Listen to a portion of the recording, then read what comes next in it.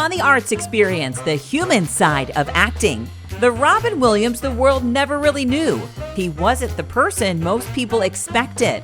Plus, the untold World War II story that shaped Audrey Hepburn.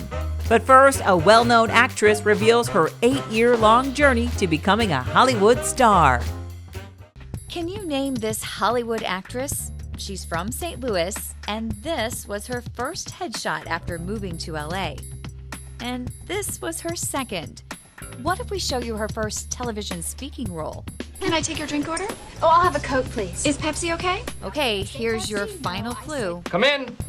So, corporate just said that I don't want to... Oh, thank you. Pam, can you come in here for a sec? Just have a seat. I was going to call you in anyway. It's Jenna Fischer, a.k.a. Pam Beesley, from the U.S. television series The Office, which ran for 9 seasons. Pam was such a great role for me because it was such an expression of where I was at that time. I was literally working as a receptionist, hoping that something would come along where I could live an artistic life. I mean, that's Pam. But landing this breakthrough role took a little more time than she had expected. I graduated with a theater degree and I went out to Hollywood and I thought, I'm a trained actor, I think I've got some natural talent, I've got my Nerix Hall grit. I'm gonna make it in 6 months. And it was not 6 months. It was 8 long years of botched auditions, temp jobs, and less than appetizing meals. As a starving artist, I would go and try to figure out all the ways that I could take food home. And countless times she wondered where was the guidance she needed to help her through it all. I'd be like, why isn't there a handbook for people? Where can I get advice? Why is there not someone in the industry telling people how to do this? This is ridiculous. So I felt like I'm solving a problem, in my opinion. I'm just trying to fill a void.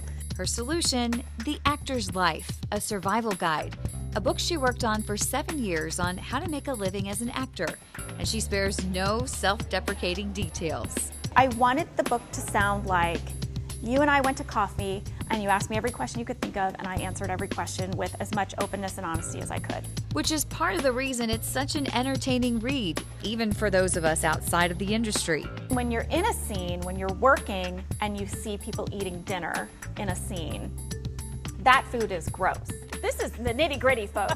This is not what you thought.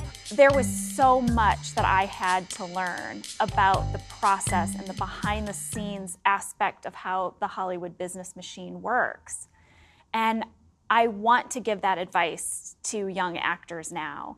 And I also want to help, I think it's a great book for parents to read if they have a kid who might want to go into acting, because I think it could help parents kind of direct their kids in a more realistic way. Because it's not just about being cute and talented. It's not enough. You know, you have to have a good business sense, I think, in order to really make your way. Well, and also helping them understand what you're wanting. Because I think you wrote that your parents talked you into getting a minor in journalism because they thought, oh, well, that way you can be on TV. Yes, I think a lot of people think that actors like the showy part of the job, that the reason we became actors is because we're show-offs or we were the class clown or we like being in front of the camera. But most actors I know are very shy, are introverts. I'm an introvert. I don't like being the center of attention. I like being at a small, intimate dinner party with people I know very well, much more than a big party. I didn't go to a single fraternity or sorority party when I was in college. That would give me social anxiety. So for me, the thing that I love about acting is actually turning into other people, into figuring out how to replicate feelings of love, of shame, of jealousy in a realistic way and tell a story. So yeah, so I think when my parents were like, oh, get a minor in journalism because then you could be on TV. It's like, well, that in no way scratches the itch. You know, that is in no way what I love about acting.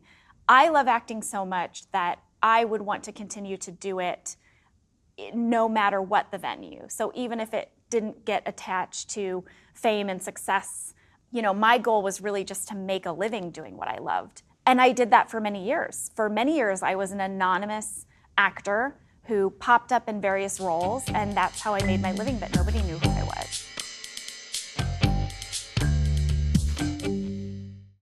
HEC Media has 6 YouTube channels, including science, history, art, authors, Black History, Achievement and Culture, and all things St. Louis. Find your favorite, then scroll down to explore HEC Media's other partner channels, all on YouTube. Good morning, Vietnam! Hey, this is not a test. This is rock and roll. 0600. What's the O stand for? Oh, my God, it's early. The comic genius of Robin Williams. Oh my God, it's clotted. Oh, God. Some of the best lines from his films he ad-libbed, including this one from Mrs. Doubtfire. Look at this. My first day as a woman, I'm getting hot flashes. His delivery was so rapid fire and seemingly spur of the moment. Yes, he was great at improvisation. He was a great ad-libber, but not everything was sort of made up in the moment. He did a lot of preparation to seem, that spontaneous. These are just some of the handwritten script notes New York Times reporter Dave Itzkoff studied to come to that conclusion. He spent years going over Williams' archived papers, letters, and screenplays, as well as interviewing Williams' son Zach and dear friend Billy Crystal, all for his New York Times best-selling biography, Robin. Despite all of that research, the heart of the book is what Itzkoff observed of Williams face-to-face during interviews in 2008 and 2009. You could have a conversation with him, and his sort of natural mode was much more even, and his voice was very serene and quiet, and he was pretty, intellectual, although he also had these very kind of, he was really into pop culture and low culture and comic books and action figures, and we bonded over that. So, I think it was that sort of arrested adolescent in him. The son of a Ford executive father and socialite mother, Robin Williams had a posh yet lonely Midwestern childhood before moving to the San Francisco area for high school. His dad's sort of great aspiration when Robin first went off to college was that Robin was going to grow up to be a diplomat, and I can't imagine a world where Robin Williams ended up as a diplomat and not, a comedian and an actor. Williams would study at Juilliard with Christopher Reeve. At the age of 27, take on an unforgettable television role, and ultimately go on to make 69 movies, in addition to stand-up shows and comedy specials, all before his death at age 63. But all those successes were never able to wipe away feelings of self-doubt. You can see it in his material, in his comedy routines, and in some of his performances, this concern about, maybe I'm successful now in my 20s and 30s, but what might happen in my 60s if my fan base lost interest in me, if they moved on to other people, if my own health started to go and I couldn't be this kind of rapid-fire person anymore, what would that be like? His life, career, and even his suicide in 2014 were complicated in ways many of his fans didn't even know. You write in your book that, the paradox of a man who is both wildly outgoing and painfully introverted. After all the research that you did, after all the interviews that you did, what do you think about Robin Williams and his legacy? I think what you described, I think that's kind of, who he is and who he remains. That I think he is really a singular talent, and, his body of work. There's very few people who have produced the kind of material that he has, and I think a lot of it is going to endure. But he's still kind of an enigma. I think that, you still watch what he did, and if you can think about it at all in relationship to what we know about who he was off stage and off camera, and it's still kind of hard to hold in your mind those two people, that he could do both of those things and was both of those people.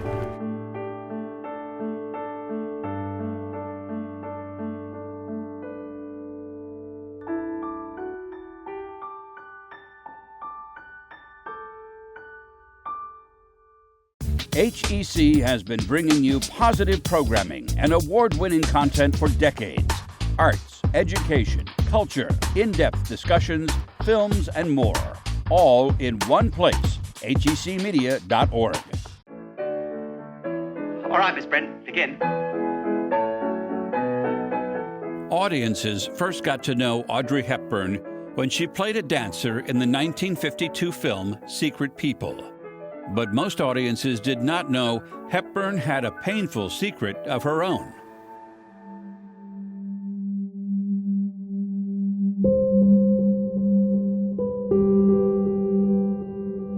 Her mother had been a Nazi sympathizer. Her father, Joseph Rustin, was a Nazi agent. It created a problem that Audrey would have, this burden that Audrey would lug with her the rest of her life. Audrey Hepburn's family lived in the Netherlands, and to make up for the sins of her parents, she did everything she could during World War II to help the resistance, including dancing to raise money to feed and clothe Jews in hiding. There are any number of times when she almost died. Somebody, probably a German soldier, shoved her under a tank as the bullets stitched past. And then she lived through the hunger winter, so it's a miracle in a way when you add it all up. Later in life, the indignities Hepburn experienced during the war turned her into a tireless humanitarian, traveling the world as a special ambassador for the United Nations Children's Relief Organization known as UNICEF. UNICEF thought they were going to get this pretty face, and what they got was a soldier who insisted on going into war zones, civil wars, the dangerous conditions on all of these missions. And she insisted on going in there because there were children who were like her, who were victims of wars started by adults. So, Dutch girl, Audrey Hepburn was Dutch. I think, at least I assumed she was British. Audrey was born in Belgium. And she spent her first few years in Belgium, and then she ended up in England, where she was educated in elementary school, basically. And so she was there until the age of 10, which is why she has kind of a British accent. Then she went to the Netherlands in 1939 at the end of the year because it was safer in the Netherlands because Hitler wasn't going to invade the Netherlands. That was the theory. When I stumbled upon this topic, I was working on a book on Jimmy Stewart in the 8th Air Force, and I stumbled upon the fact that Audrey was in Arnhem in the Netherlands through the war. Well, that's pretty interesting, but nobody had written a book about that. Now, why? It was because she wouldn't talk about it. And I suppose anybody in their right mind would want to hide the fact that their parents had some connections with the Nazis, but particularly for an actress in Hollywood, that would have been a career ender. I assume she was not only not talking about it, was probably terrified someone would find out. Yeah, but it wasn't, she never had this film career focus, really. What she had was a need to protect her mother, family honor, Even though she despised what her mother had done and what her mother had been, she still felt the duty to protect her. We began by saying that there's this misconception, perhaps by some people, that she was actually British. I suppose that people also think of her more as an actress, but she thought of herself more as a dancer. Yeah, she was a dancer.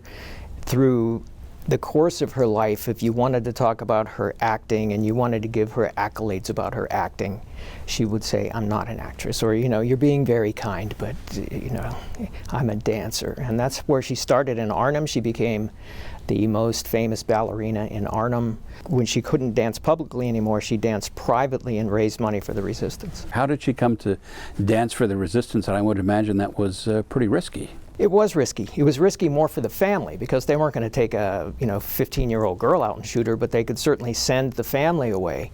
I will tell you the spoiler, okay? Her uncle was shot by the Nazis. He was executed. He was a district attorney in Arnhem, and he was executed.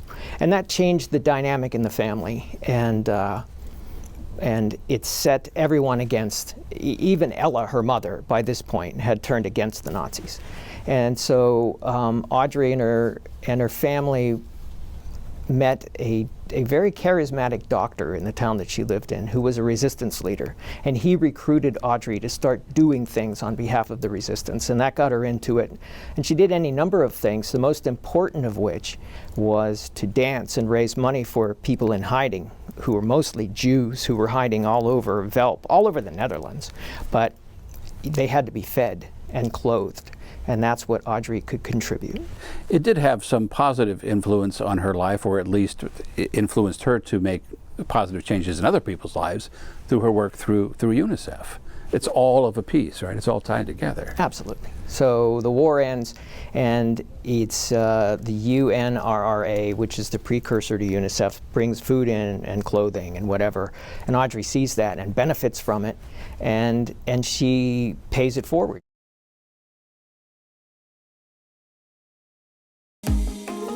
HEC Media. Recognized, celebrated, honored time and again for excellence in the industry. Find all of the award-winning content at hecmedia.org. The unmistakable laugh, hair,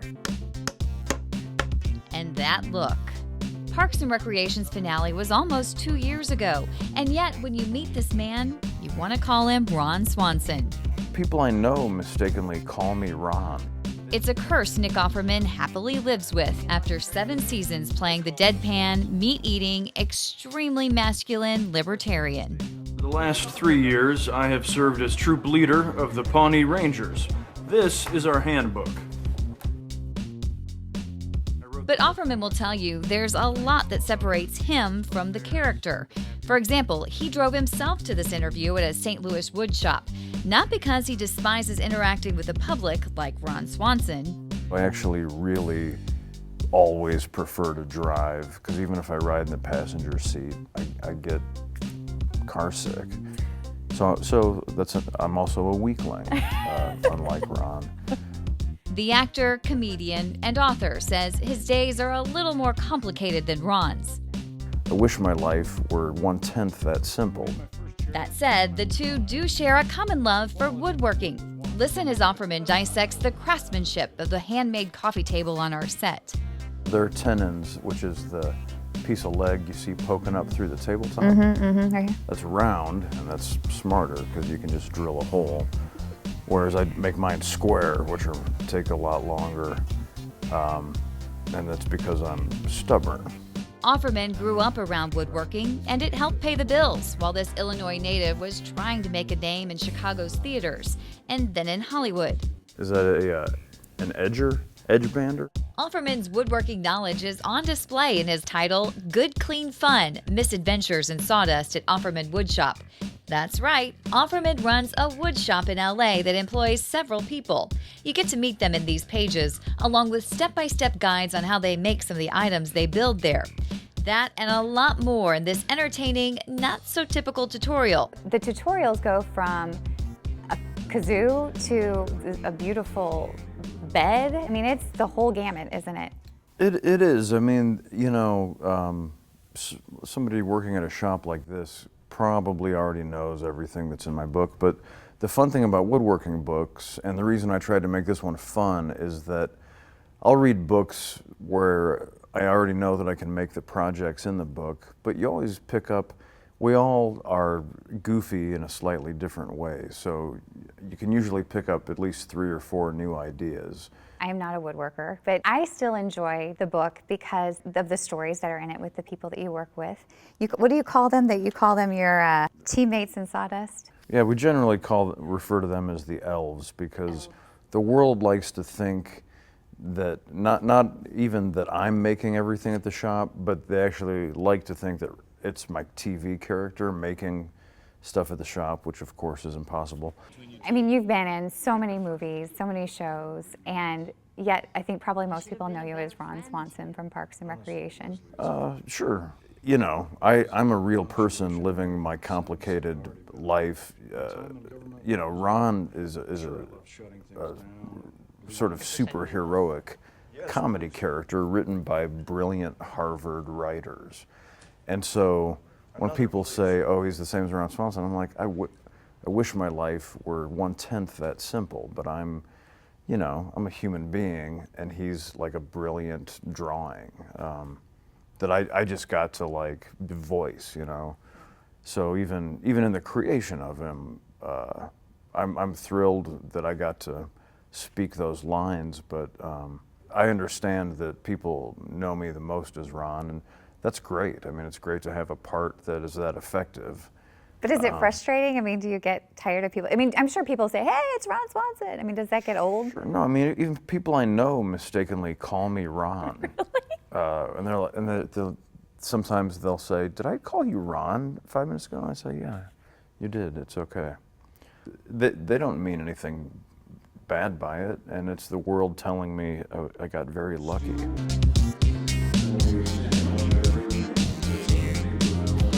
Thanks for watching The Arts Experience. Like and subscribe so you never miss an episode.